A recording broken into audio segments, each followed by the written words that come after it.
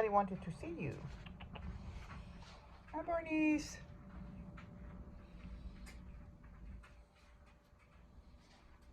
Yes. Good girl.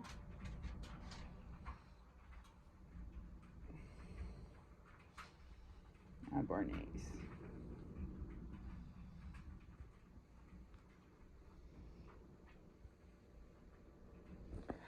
So I talked a little bit a couple of days ago about doing the sun wheel candle lighting, and I thought I would share with you guys a little bit more about this. If this is something you want to participate in, it's on owlsdaughter.com. It's Beth Owl's daughter, and if you look under her blog, there is a discussion of this solar or this Advent sun wheel candle lighting. Last Sunday was candle 1, and it's this known as the solstice sun wreath or sun wheel prayer ceremony, and it's the 18th year of doing this. It's mostly word of mouth. Anyone can participate anywhere around the world.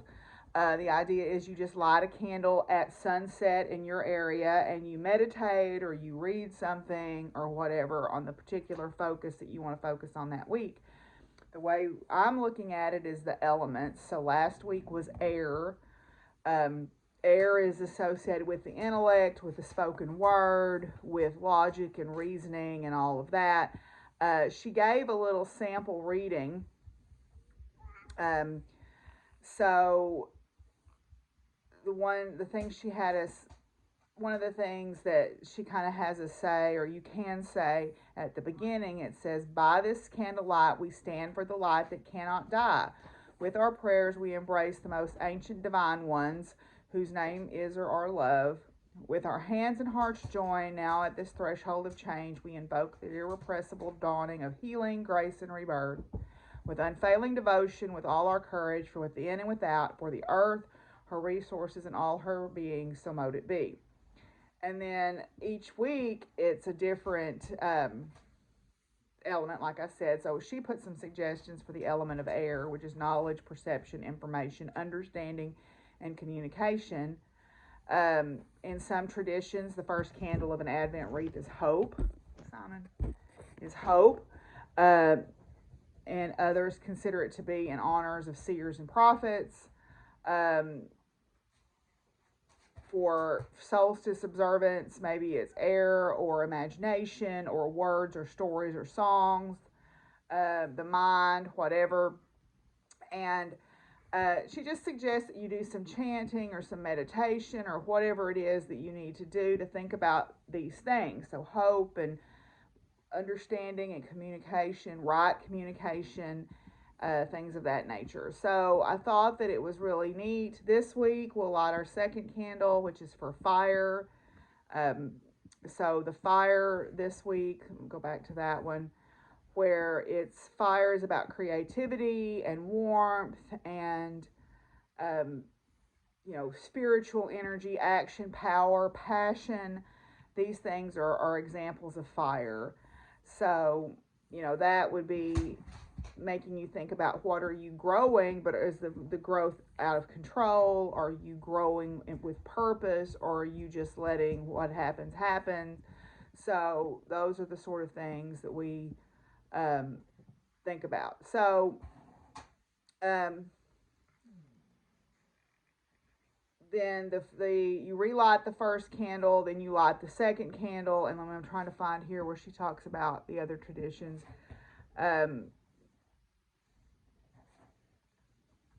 Let's see, does not matter if you have missed out. You can start any Sunday. Get it, Sunday. So you go back to the first candle, you light it, remembering that it was hope, the sense of how it could be, shall be. Again, if we have this feeling of hope, and then you have the fire, which is the knowledge. It's known as the candle of preparation. Preparing for what is to come. When you think about also this candle was in Christianity was preparing for the birth of Christ, and how are you accommodating those who seek refuge and shelter? What do you embody? How do you embody kindness towards strangers? Are you the open door of welcome? And so fire is about hearth and hospitality too. So these are all things you can think about when you're lighting your second candle. And then what I'm doing is I have this big pillar candle that I've been burning a little bit each day to kind of refocus my thoughts through the week on whatever it is that particular week's topic is. And they're all bayberry. Remember, I said bayberry has some good luck properties supposedly to it. So anyway, if you want to join in, go to owlsdaughter.com. You can just jump in at any place. It doesn't matter. But I just wanted to share that with you. I thought you guys might find that interesting and beautiful. So, okay, I was going to show you what I've been working on since I last showed you, I guess, a day or two ago. I have been making more flowers for my dragon. I think for whatever reason, this first one is the smallest one.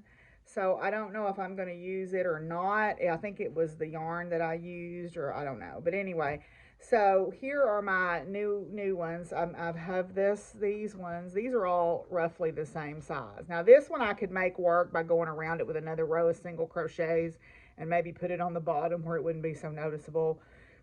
So I'll keep it in a separate pile. So I've got all these. I'm just pulling random yarns out and working with them because I want mine to be scrappy. And then, as I said, it's all going to be set together. So I've got 6 made. 6. Then the other thing that I've been working on are my socks. I'm about halfway through the gusset increases. I'm a slow sock knitter, as we have already established, but I am about halfway through. I've got 8 stitches in my gusset on each side. I'm supposed to get up to 16 for my size of sock. So I've got 8 more increases, which means I've got 16 more rounds to get there. So yeah, so I'm going to work on these today. It is raining right now and very cold outside, so I am going to wait until later this afternoon when the rain clears out to do my outside chores. I've already been to town and saw Miss Betsy at the Sonic. She is headed up to see her daughter and grandkids because one of them has to go to the doctor, so she goes up and watches the others while her daughter takes the youngest one to her doctor's appointments. But anyway, so that, and then I am almost done with the ribbing on my Saturday morning sweater. I've got about a 1/2 inch to go on the bottom ribbing of that. You can see here, this is where I'm at on my ribbing. So you're supposed to put 2 inches of ribbing on it. So I've got about 1/2 inch to go on that. So good progress on everything. The other thing that I have to do today is finish off my ornaments that I made for the Winter Feast donation. They're right here in this box. I made a bunch of crocheted ornaments to donate. I made a dozen is what I decided I would make, a set of a dozen. So I've got to weave in ends and put the jingle bells in the bells. So there's 3 of these little bells here. I've just got them stacked together. There's 3 little bells. There's 3 stars. Okay. There's 3 snowflakes. And then there's 3 Christmas trees. So what I need to do, and I think I probably better do that first before I forget, is to weave in the ends on those and get them packed in their little box and get them set to take to the crafting meetup tomorrow to donate for the Winter Feast. So I'll do that while I'm thinking about it before I forget.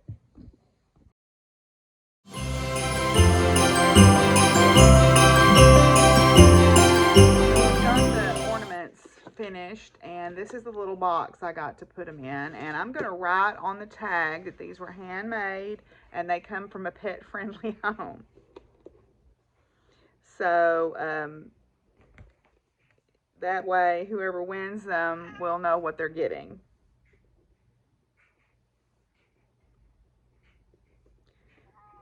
Hopefully they will appreciate them. I always worry, and this is probably silly, but I always worry about people not appreciating stuff and just throwing them away.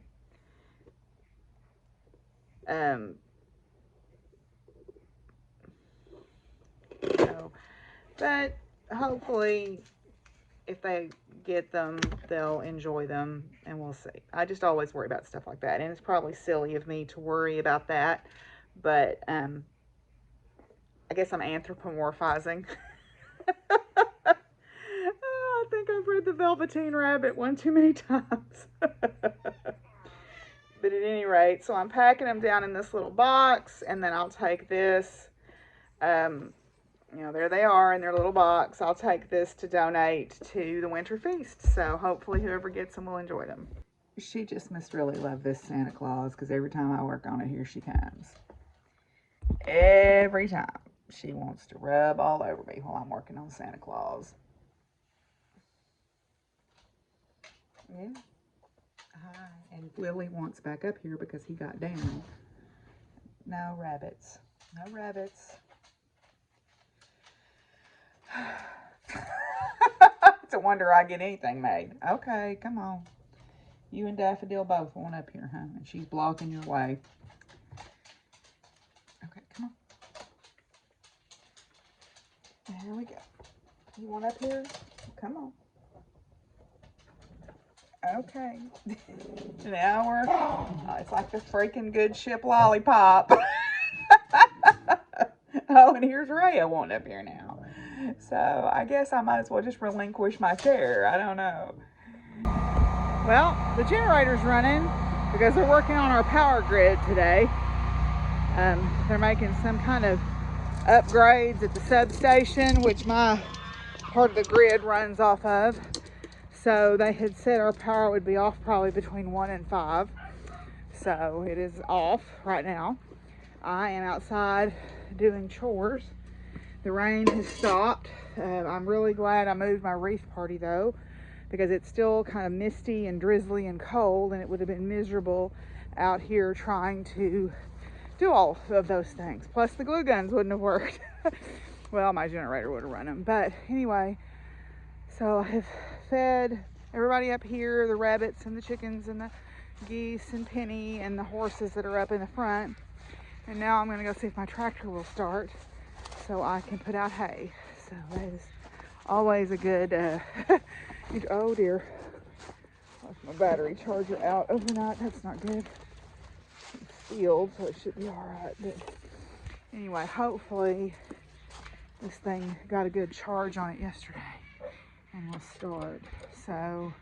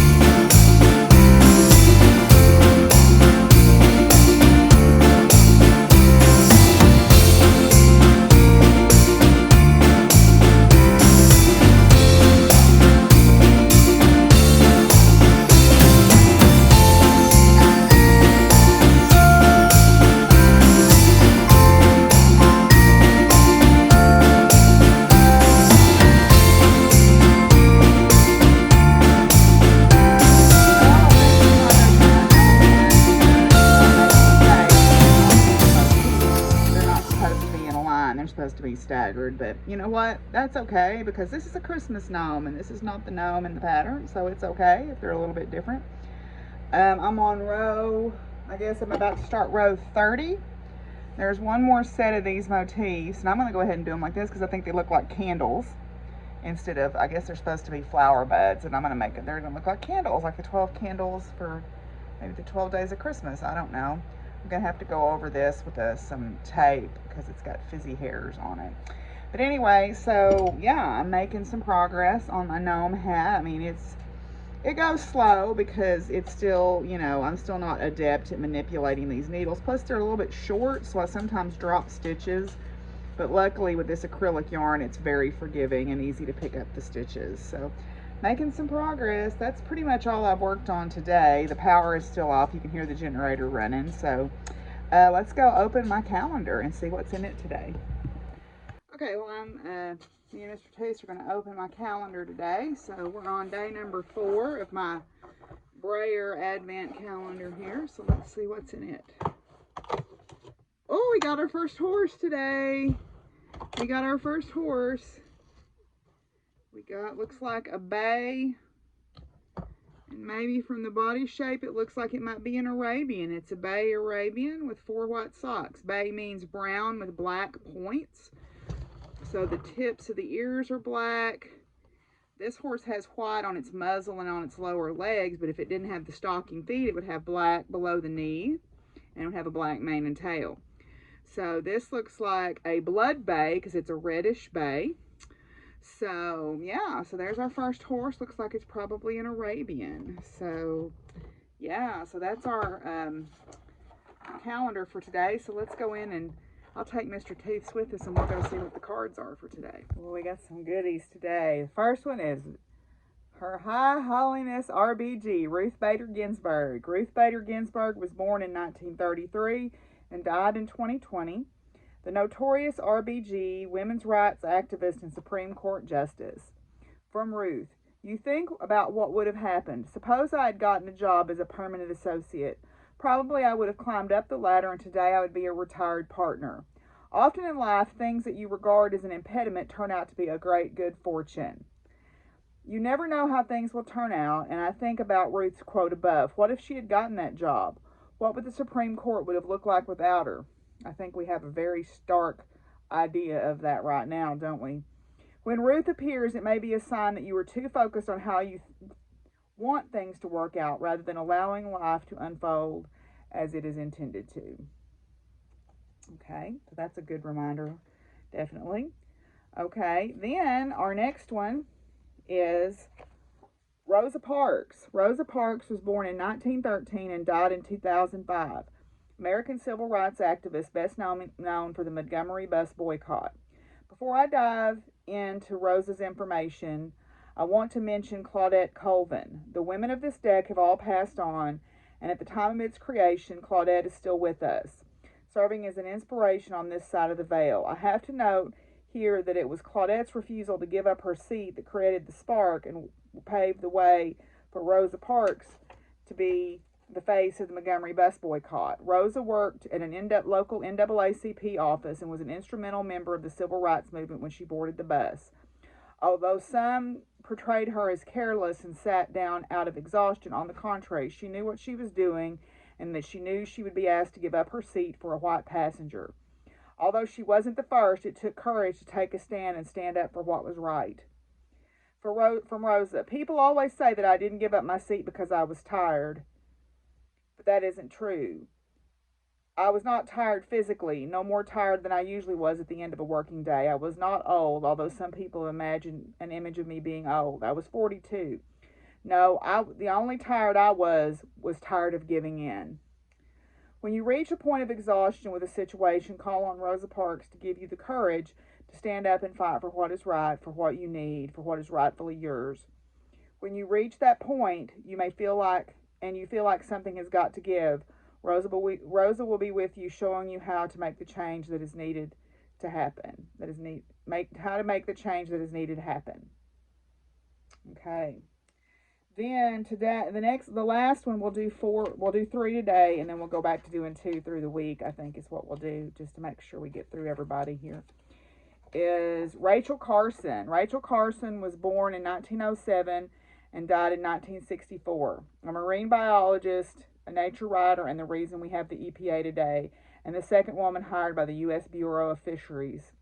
From Rachel, if a child is to keep alive his inborn sense of wonder, He needs the companionship of at least one adult who can share it, rediscovering with him the joy, excitement, and mystery of the world we live in. Rachel's love of the environment was her legacy to us. When she appears, it is a reminder to share the love of nature with the next generation.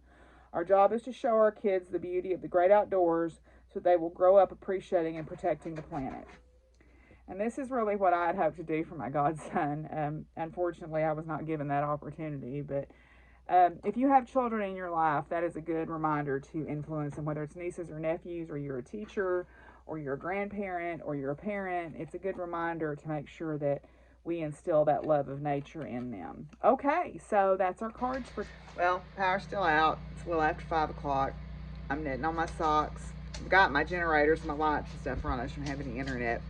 But I'm knitting on my socks. I'll stick the candles here at the end. I don't say anything over them for you to, so I just am pondering on the things that we talked about earlier. But I'll see you guys tomorrow.